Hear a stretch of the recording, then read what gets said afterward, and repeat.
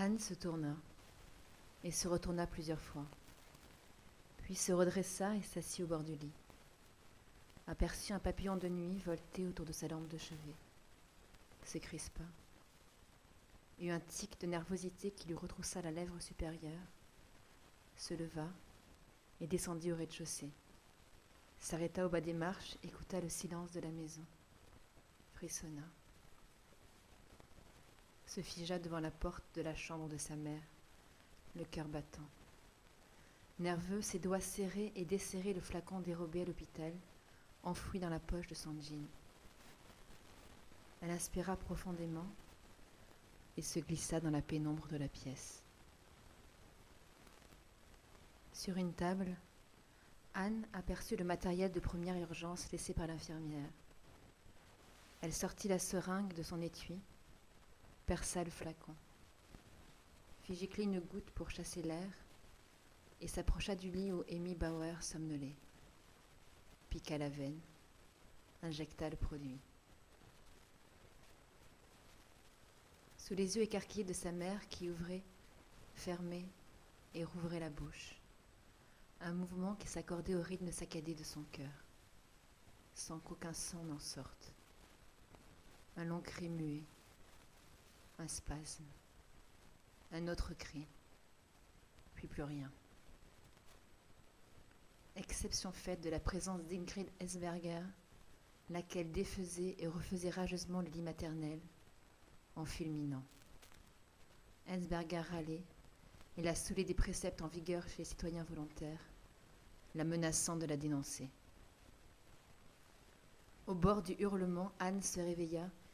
Il mit plusieurs secondes à réaliser qu'elle n'était plus dans sa chambre, mais assise sur une marche de l'escalier, à claquer des dents, ébranlée. Était-ce une crise de somnambulisme? Ce qui lui était arrivé enfant, mais à sa connaissance, elle n'en avait plus depuis l'âge de 14 ans. As-tu vraiment rêvé? Encore sonnée, Anne doutait de ses perceptions et hésitait à rendre visite à sa mère.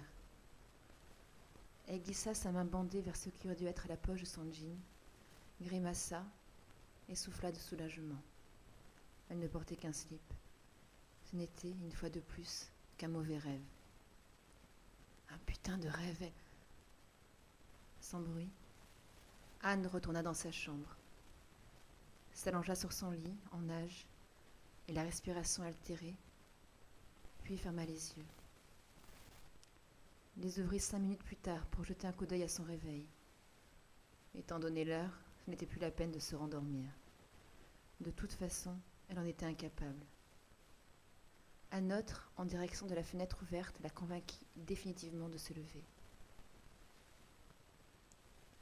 Sous la douche où elle resta un long moment, Anne tentait de mettre de l'ordre dans ses pensées. Un amas de mots et d'images douloureux dont il ne ressortait rien de probant. D'un point de vue médical, Anne savait qu'un blépharospasme pouvait influer sur ses humeurs et son sommeil. Un dysfonctionnement neurologique, même mineur, suffisait à modifier le métabolisme. Bauer se sécha lentement, conscience qu'il devenait urgent qu'elle fasse un bilan complet.